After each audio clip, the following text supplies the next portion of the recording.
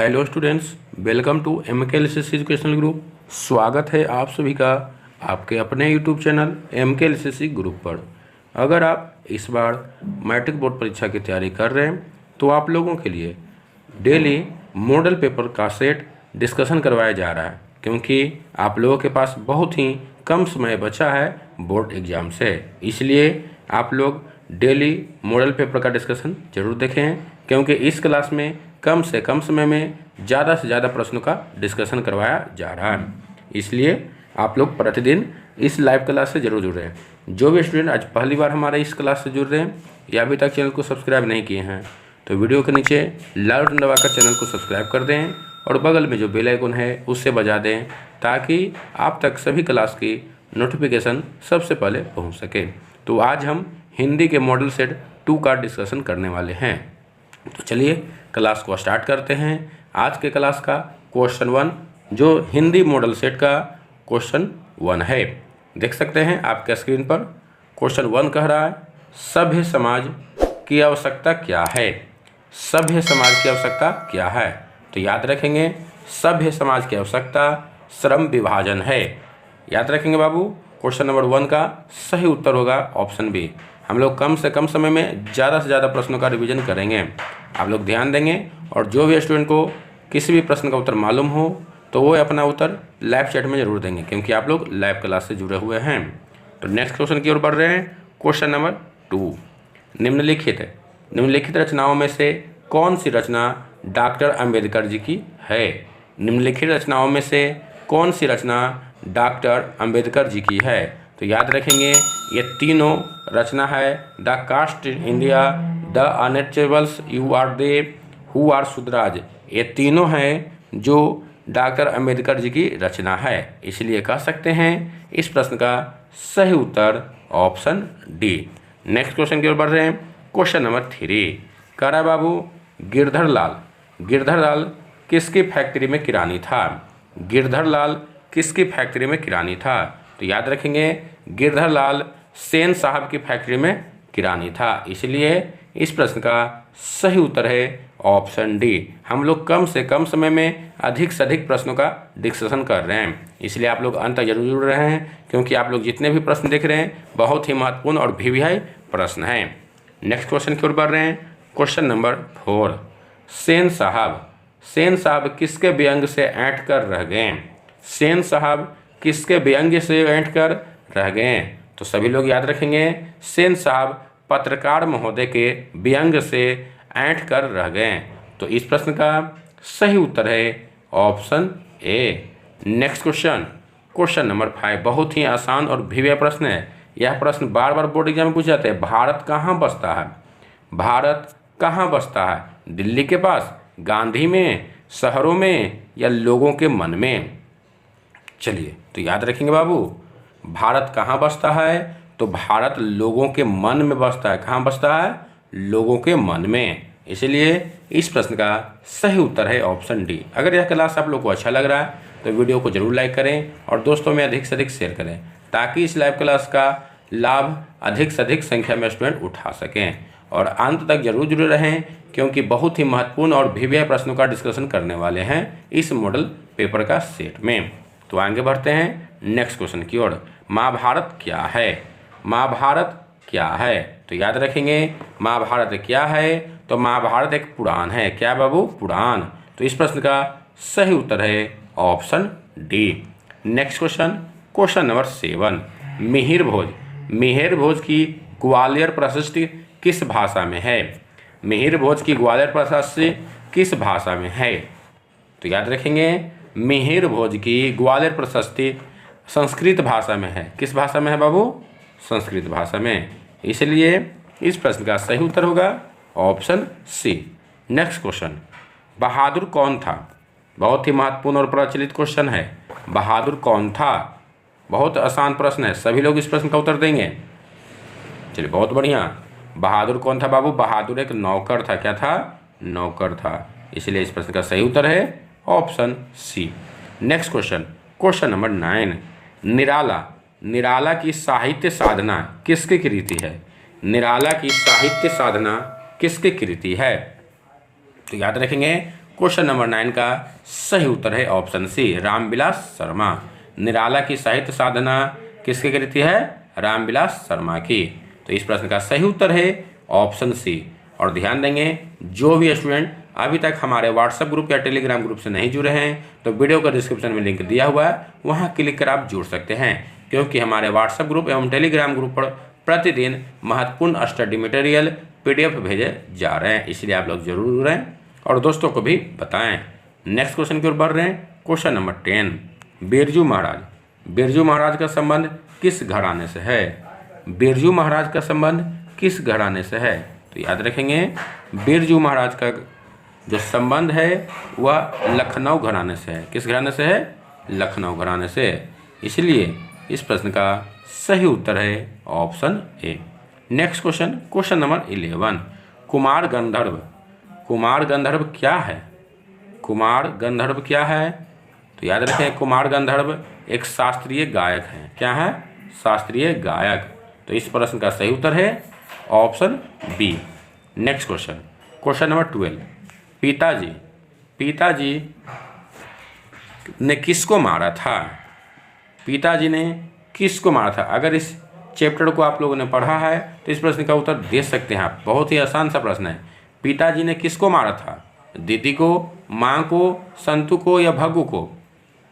चलिए, कुछ लोग का उत्तर सही आ रहा है, दीदी को। पिताजी ने दीदी को मारा था, इसीलिए इस प्रश्न का सही उत्तर है ऑप्शन ए। आगे बढ़ते हैं नेक्स्ट क्वेश्चन की ओर। पक्का महल क्या है? पक्का महल क्या है? क्वेश्चन नंबर 13 का सही उत्तर दीजिए बाबू। पक्का महल क्या है? तो याद रखेंगे, पक्का महल काशी विश्वनाथ से लगा हुआ एक इलाका है। क्या है? काशी विश्वनाथ से लगा हुआ एक इलाका है। आगे बढ़ते हैं क्वेश्चन नंबर 14, गांधी जी। गांधी जी शिक्षा का उद्देश्य क्या मानते थे? गांधी जी शिक्षा का उद्देश्य क्या मानते थे? चलिए, तो गांधी जी शिक्षा का उद्देश्य चरित्र निर्माण मानते थे, इसलिए इस प्रश्न का सही उत्तर है option C. Next question, Brahma का निवास कहाँ होता है? ब्रह्मा का निवास कहाँ होता है? तो याद रखेंगे, ब्रह्मा का निवास काम क्रोधहीन व्यक्ति में होता है। काम क्रोधहीन व्यक्ति में होता है। काम क्रोधहीन, हीन है बाबू, ठीक है। तो ब्रह्मा का निवास काम क्रोधहीन व्यक्ति में होता है, इसलिए इस प्रश्न का सही उत्तर है option B. Next question, question number 16, गुरु कृपा। गुरु कृपा की महत्ता का वर्णन किस कवि ने किया है? गुरु कृपा की महत्ता का वर्णन किस कवि ने किया है? तो याद रखेंगे, गुरु कृपा की महत्ता का वर्णन गुरु नानक ने किया। किन्होंने किया है? गुरु नानक ने। इसलिए इस प्रश्न का सही उत्तर है ऑप्शन सी। चलिए next question, question number 17, Raskhan. Raskhan को किसने दीक्षा दी? रसखान को किसने दीक्षा दी? तो याद रखेंगे सभी लोग, रसखान को गोस्वामी विठलनाथ ने दीक्षा दी। किन्होंने दी थी? गोस्वामी विठलनाथ ने। तो इस प्रश्न का सही उत्तर है option C. Next question, question number 18, Raskhan. Raskhan किस काल के कवि हैं? बहुत ही महत्वपूर्ण और आसान सा प्रश्न आप लोगों के सामने है। यह प्रश्न बार बार एग्जाम में पूछे जाते हैं, इसलिए आप लोग ध्यान से देखें इस प्रश्न को और जवाब देने का प्रयास करें। रसखान किस काल के कवि हैं? तो चलिए याद रखेंगे, रसखान भक्ति काल के कवि हैं। रसखान किस काल के कवि हैं? भक्ति काल के। तो इस प्रश्न का सही उत्तर है option D. Next question, Ghananand. Ghananand किस भाषा के कवि हैं? घनानंद किस भाषा के कवि हैं? अवधी, ब्रजभाषा, भोजपुरी या गुजराती? तो याद रखेंगे, घनानंद ब्रजभाषा के कवि हैं। किस भाषा के? ब्रजभाषा के। इसलिए इस प्रश्न का सही उत्तर है ऑप्शन बी। और अगर यह क्लास आप लोग को अच्छा लग रहा है तो वीडियो को लाइक करें और दोस्तों पर अधिक से अधिक शेयर करें। जो भी स्टूडेंट इस क्लास से पहली बार जुड़े हैं या अभी तक चैनल को सब्सक्राइब नहीं किए हैं तो वीडियो के नीचे लाल बटन दबाकर चैनल को जरूर सब्सक्राइब करें और बगल में जो बेल आइकन है उसे बजा दें, ताकि आप तक सभी क्लास की नोटिफिकेशन सबसे पहले पहुंच सके। और जो भी स्टूडेंट हमारे पिछले क्लास को नहीं देखे हैं तो प्ले लिस्ट में जाएँ। प्ले लिस्ट में सभी विषय का अलग अलग प्ले लिस्ट बना हुआ है, उसमें आपको प्रत्येक सब्जेक्ट का चैप्टर वाइज महत्वपूर्ण ऑब्जेक्टिव क्वेश्चन का डिस्कशन करवाया गया है, इसलिए आप लोग जरूर देखें, क्योंकि आप लोगों के पास बोर्ड एग्जाम में बहुत ही कम समय बचा है। और आप लोगों की खास बात यह है कि इस बार बोर्ड एग्जाम में दुगना क्वेश्चन रहने वाले हैं, इसलिए आप लोग जितना प्रैक्टिस करेंगे उतने ही आप लोग को एग्जाम के लिए फायदेमंद रहने वाला है, इसलिए आप लोग अधिक से अधिक प्रश्नों का रिवीजन जरूर करें। तो आगे बढ़ते हैं नेक्स्ट क्वेश्चन। विदेशी से कवि का क्या तात्पर्य है? विदेशी से कवि का क्या तात्पर्य है? तो याद रखेंगे, विदेशी कहने का अर्थ होता है ब्रिटेन। कवि का कहने का अर्थ क्या है विदेशी का? ब्रिटेन। वह ब्रिटेन को विदेशी से संबोधित कर रहे हैं, ठीक है। कौन बाबू? कवि। तो विदेशी से कवि का क्या तात्पर्य था? ब्रिटेन से, ठीक है। Next question, question number 21। इनमें कौन नाट्य कृति है? इनमें कौन नाट्य कृति है? 4 ऑप्शन है, मानसरोवर, विपथगा, मृगन यानी भारत सौभाग्य। कौन है जो नाट्य कृति है, नाटक है? तो याद रखेंगे, इनमें जो नाटक है बाबू वह है भारत सौभाग्य। भारत सौभाग्य है जो नाट्य कृति है, इसलिए इस प्रश्न का सही उत्तर होगा ऑप्शन डी। आप लोग भी प्रयास जरूर करें उत्तर देने का, क्योंकि आप लोग लाइव क्लास से जुड़े हुए हैं। वीडियो के नीचे लाइव चैट का ऑप्शन है, उससे जुड़कर सभी प्रश्नों का उत्तर देने का प्रयास जरूर करें। और अंत में कमेंट बॉक्स में जरूर लिखें कि आज की क्लास में आप लोग का कितने प्रश्न का उत्तर सही हुआ। Next question, Gita Prakashini. गीता प्रकाशनी किसके लिए प्रयुक्त है? गीता प्रकाशनी किसके लिए प्रयुक्त है? तो याद रखेंगे, गीता प्रकाशनी भारत माता के लिए प्रयुक्त है, इसलिए इस प्रश्न का सही उत्तर है ऑप्शन डी। नेक्स्ट क्वेश्चन, कवि के अनुसार जनतंत्र के देवता कौन हैं? कवि के अनुसार जनतंत्र के देवता कौन हैं? तो याद रखेंगे, कवि के अनुसार जनतंत्र के नेता किसान मजदूर हैं, इसलिए इस प्रश्न का सही उत्तर है ऑप्शन सी। आज हम लोग हिंदी के मॉडल पेपर 2 का डिस्कशन कर रहे हैं और कम से कम समय में अधिक से अधिक प्रश्नों का रिवीजन कर रहे हैं, क्योंकि अब आप लोगों के पास बहुत ही कम समय बचा है, इसलिए एक बार जरूर रिवीजन कर लें और बोर्ड एग्जाम में अच्छे नंबर लाकर उत्तीर्ण हों। तो आगे बढ़ रहे हैं नेक्स्ट क्वेश्चन की ओर। Question number 24, Hiroshima. हिरोशिमा शीर्षक कविता में वर्णित सूरज कहाँ निकला? हिरोशिमा शीर्षक कविता में वर्णित सूरज कहाँ निकला? पूर्वी क्षितिज पर, नगर के चौक पर, पूर्वी दिशा में, या इनमें से कहीं नहीं? बताइए। हिरोशिमा शीर्षक कविता, आप लोग जो गोदली भाग 2 में जो कविता देखे थे हिरोशिमा, उसमें वर्णित सूरज कहाँ निकला था? बताइए। 24 का सही उत्तर क्या होगा? चलिए, तो याद रखेंगे, नगर के चौक पर। कहाँ निकला था बाबू? नगर के चौक पर, इसलिए इस प्रश्न का सही उत्तर है ऑप्शन बी। आगे बढ़ रहे हैं नेक्स्ट क्वेश्चन की ओर। एक वृक्ष की हत्या। एक वृक्ष की हत्या किस काव्य संग्रह से संकलित है? एक वृक्ष की हत्या किस काव्य संग्रह से संकलित है? चलिए, तो याद रखेंगे, एक वृक्ष की हत्या इन्हीं दिनों काव्य संग्रह से संकलित है, इसलिए इस प्रश्न का सही उत्तर है ऑप्शन ए। आगे बढ़ रहे हैं नेक्स्ट प्रश्न की ओर। नेक्स्ट प्रश्न है 26। हमारी नींद में नींद किसका प्रतीक है? हमारी नींद में नींद किसका प्रतीक है? तो याद रखेंगे सभी लोग, हमारी नींद में नींद गफलत का प्रतीक है। तो इस प्रश्न का सही उत्तर है ऑप्शन ए। आगे बढ़ रहे हैं नेक्स्ट क्वेश्चन की ओर। या को किस वर्ण के अंतर्गत रखा जाता है? या को किस वर्ण के अंतर्गत रखा जाता है? तो याद रखेंगे बाबू, या को व्यंजन वर्ण के अंतर्गत रखा जाता है, इसलिए इस प्रश्न का सही उत्तर है ऑप्शन सी। और यह क्लास आप लोग को अच्छा लग रहा है, वीडियो को लाइक जरूर करें और दोस्तों पर अधिक से अधिक शेयर करें। आगे बढ़ रहे हैं नेक्स्ट क्वेश्चन की ओर। निम्नलिखित में अघोष वर्ण कौन सा है? निम्नलिखित में अघोष वर्ण कौन सा है?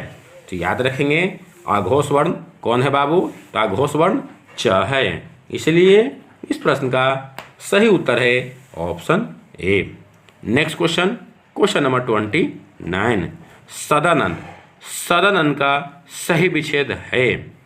सदानंद का सही विच्छेद है, क्या है बाबू? सदानंद का सही संधि विच्छेद। तो याद रखेंगे, सदानंद का सही संधि विच्छेद सत जोड़ आनंद है, इसलिए इस प्रश्न का सही उत्तर है ऑप्शन ए। आगे बढ़ रहे हैं नेक्स्ट प्रश्न की ओर। क्वेश्चन नंबर 30 कह रहा है सच्चिदानंद। सच्चिदानंद का सही संधि विच्छेद क्या है? सच्चिदानंद से प्रश्न पूछे गए हैं, तो यहाँ पर सच्चिदानंद का सही संधि विच्छेद क्या होगा बाबू? तो सभी लोग याद रखेंगे, सच्चिदानंद का सही संधि विच्छेद सत जोड़ चित जोड़ आनंद होगा, इसलिए इस प्रश्न का सही उत्तर है option B. Next question, question number 31 Gandhi ji को हम राष्ट्रपिता कहते हैं, रेखांकित शब्द का संज्ञा बताएं। देख सकते हैं इस प्रश्न में गांधी जी को रेखांकित किया गया है, तो गांधी जी का संज्ञा क्या होगा? जातिवाचक, व्यक्तिवाचक, समूहवाचक या द्रव्यवाचक? चलिए, तो याद रखेंगे गांधी जी को हम राष्ट्रपिता कहते हैं, इसमें गांधी जी का कौन संज्ञा होगा? व्यक्तिवाचक संज्ञा। कौन संज्ञा होगा बाबू? व्यक्तिवाचक संज्ञा, इसलिए इस प्रश्न का सही उत्तर है ऑप्शन बी। आगे बढ़ते हैं नेक्स्ट क्वेश्चन, महात्म्य। महात्म्य शब्द है क्या? महात्म्य शब्द क्या है? तो याद रखेंगे महात्म्य शब्द भाववाचक संज्ञा है, ठीक है। नेक्स्ट क्वेश्चन की ओर बढ़ रहे हैं, मैं कल पटना जाऊंगा मैं कौन सा शब्द सर्वनाम है? मैं कल पटना जाऊंगा मैं कौन सा शब्द सर्वनाम है? तो याद रखेंगे इस वाक्य में सर्वनाम है जो मैं है, क्या बाबू? मैं है जो क्या है? सर्वनाम है। तो आगे बढ़ रहे हैं नेक्स्ट क्वेश्चन की ओर। 34 बाहर कोई रो रहा है मैं कौन सा शब्द सर्वनाम है? बहुत ही आसान सा व्याख्यान पूछ रहा है, बाहर कोई रो रहा है मैं कौन सा शब्द सर्वनाम है? तो याद रखेंगे इस वाक्य में कोई है जो सर्वनाम का काम कर रहा है, कोई सर्वनाम का काम कर रहा है बाबू, इसलिए इस प्रश्न का सही उत्तर है ऑप्शन सी। नेक्स्ट क्वेश्चन, कवि का स्त्रीलिंग है। कवि का स्त्रीलिंग है, तो इस प्रश्न का सही उत्तर होगा ऑप्शन सी। याद रखेंगे कवि का स्त्रीलिंग कवित्री होगा। नेक्स्ट क्वेश्चन, क्वेश्चन नंबर 36 स्त्रीलिंग शब्द का चयन करें। स्त्रीलिंग शब्द का चयन करें। 4 ऑप्शन में से कौन सा शब्द है जो स्त्रीलिंग है?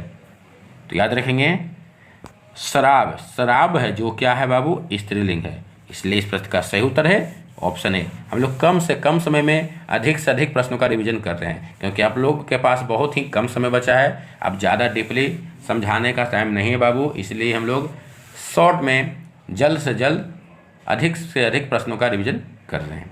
आगे बढ़ रहे हैं नेक्स्ट क्वेश्चन, वह कौन सा शब्द है?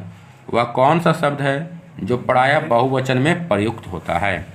वह कौन सा शब्द है जो प्रायः बहुवचन में प्रयुक्त होता है? देव, छात्र, नक्षत्र या प्राण? तो याद रखेंगे कौन शब्द है जो हमेशा प्रायः बहुवचन में प्रयुक्त होता है? तो वह शब्द है बाबू प्राण। प्राण है जो हमेशा बहुवचन में प्रयुक्त होता है, इसलिए इस प्रश्न का सही उत्तर है ऑप्शन डी। आगे बढ़ते हैं नेक्स्ट क्वेश्चन, आसमान पर चढ़ाना। आसमान पर चढ़ाना मुहावरे का अर्थ क्या है? तो याद रखेंगे आसमान पर चढ़ाना मुहावरे का अर्थ है अधिक प्रशंसा करना, जरूरत से ज़्यादा किसी का प्रशंसा करना, इसका मतलब है आसमान पर चढ़ाना। तो इस प्रश्न का सही उत्तर है ऑप्शन बी। आगे बढ़ रहे हैं नेक्स्ट क्वेश्चन, वह वस्तु जो नाशवान हो, अनेक शब्दों के लिए एक शब्द चुनें। अर्थात वह शब्द जो नाशवान हो इसके लिए एक शब्द चुनना है, ठीक है। इतना ना बोलकर हम एक शब्द क्या इसके लिए बोल सकते हैं? वह वस्तु जो नाशवान हो, यह अनेक शब्द है, तो इसके लिए एक शब्द क्या होगा? तो इसके लिए एक शब्द क्या होगा बाबू? नश्वर, ऑप्शन सी। चलिए आगे बढ़ रहे हैं नेक्स्ट क्वेश्चन, निम्न विकल्पों में से सकर्मक क्रिया का चयन कीजिए। निम्न विकल्पों में से सकर्मक क्रिया का चयन कीजिए। सकर्मक क्रिया कौन है बाबू? याद रखें, पिघलना। पिघलना है जो सकर्मक क्रिया, इसलिए इस प्रश्न का सही उत्तर है ऑप्शन सी। आज हम लोग हिंदी मॉडल पेपर 2 का डिस्कशन करते हैं। अगर आप लोग पिछले क्लास को नहीं देखे हैं तो प्ले लिस्ट में जाएं, सभी क्लास आपको उपलब्ध रहेंगे। आगे बढ़ते हैं, नेक्स्ट क्वेश्चन। निम्नलिखित शब्दों में से कौन सा शब्द विशेषण है? निम्नलिखित शब्दों में से कौन सा शब्द विशेषण है? तो याद रखेंगे, सच्चा। सच्चा शब्द है जो क्या है बाबू? विशेषण है। इसलिए इस प्रश्न का सही उत्तर है ऑप्शन ए। आगे बढ़ रहे हैं, नेक्स्ट क्वेश्चन। निम्नांकित में विशेषण है, विशेषण से ही प्रश्न है आप लोग के सामने। निम्नांकित में विशेषण है सुलेख, आकर्षक, हव्य या पौरुष। तो याद रखेंगे, आकर्षक है जो विशेषण है। याद रखेंगे, आकर्षक है जो क्या है बाबू? विशेषक। इसलिए इस प्रश्न का सही उत्तर है ऑप्शन बी, आकर्षक विशेषण है। Next question, question number 43। प्राचीन। प्राचीन का विपरीतार्थक शब्द है। प्राचीन का विपरीतार्थक शब्द है। तो याद रखेंगे, प्राचीन का विपरीतार्थक शब्द क्या होगा बाबू? आवर्चीन। आवर्चीन होगा इस प्रश्न का सही उत्तर। आगे बढ़ रहे हैं नेक्स्ट प्रश्न की ओर। Question number 44। भूखे को भोजन दो। भूखे को भोजन दो इस वाक्य में कौन सा कारक है? भूखे को भोजन दो इस वाक्य में को यहाँ देख सकते हैं, इन्वर्टेड कॉमा के अंदर है, को में कौन सा कारक है बाबू? भूखे को भोजन दो इस वाक्य में को कौन सा कारक है? तो याद रखेंगे, इस वाक्य में को जो है संप्रदान कारक है। कौन कारक है बाबू? संप्रदान। इसलिए इस प्रश्न का सही उत्तर है ऑप्शन सी। नेक्स्ट क्वेश्चन, शताब्दी में समास है। शताब्दी में समास है, कौन सा समास है बाबू शताब्दी में? तो दिग्गु समास है। कौन समास है? दिग्गु। इसलिए इस प्रश्न का सही उत्तर है ऑप्शन बी। आगे बढ़ते हैं नेक्स्ट क्वेश्चन 46। अवयवी भाव समास का उदाहरण है। अवयवी भाव समास का उदाहरण क्या होगा बाबू? तो अवयवी भाव समास का उदाहरण भरपेट। कौन सा ऑप्शन सही है? ऑप्शन बी, अवयवी भाव समास का उदाहरण भरपेट है। Next question, question number 47। बेईमान। बेईमान में कौन सा उपसर्ग है? बेईमान में कौन सा उपसर्ग है? तो याद रखेंगे, बेईमान में बे है जो उपसर्ग का काम कर रहा है। बे शब्द है जो उपसर्ग का काम कर रहा है, इसलिए इस प्रश्न का सही उत्तर है option C. Next question, question number 48। इनमें से शुद्ध वाक्य को पहचाने। इनमें से शुद्ध वाक्य को पहचाने। तो याद रखेंगे, वह खाना पकाती है, ये वाक्य है जो शुद्ध है, और बाकी सो शेष 3 बचे बाबू, ये तीनों क्या है? अशुद्ध है, गलत वाक्य हैं। ठीक है, तो इस प्रश्न का सही उत्तर है ऑप्शन सी। आगे बढ़ रहे हैं नेक्स्ट क्वेश्चन 49। लालच। लालच का पर्यायवाची शब्द है। तो लालच का पर्यायवाची शब्द क्या बाबू? प्रलोभन। क्या होगा? प्रलोभन। इसलिए इस प्रश्न का सही उत्तर है ऑप्शन सी। नेक्स्ट क्वेश्चन, माता पिता। माता पिता किस समास का उदाहरण है? माता पिता किस समास का उदाहरण है? तो याद रखेंगे सभी लोग, माता पिता द्वंद्व समास का उदाहरण है। तो इस प्रश्न का सही उत्तर है ऑप्शन ए। तो आज का क्लास आप लोगों को कैसा लगा कमेंट बॉक्स में जरूर लिखें। कितने प्रश्नों का उत्तर सही हुआ आज के क्लास में? तो फिर मिलेंगे next day next live class में। तब तक के लिए धन्यवाद। सभी लोग वीडियो को लाइक, और जो भी स्टूडेंट आज पहली बार हमारे इस चैनल से जुड़े हैं या अभी तक चैनल को सब्सक्राइब नहीं किए हैं तो वीडियो के नीचे लाल बटन दबाकर चैनल को जरूर सब्सक्राइब करें। गुड नाइट, शुभ रात्रि।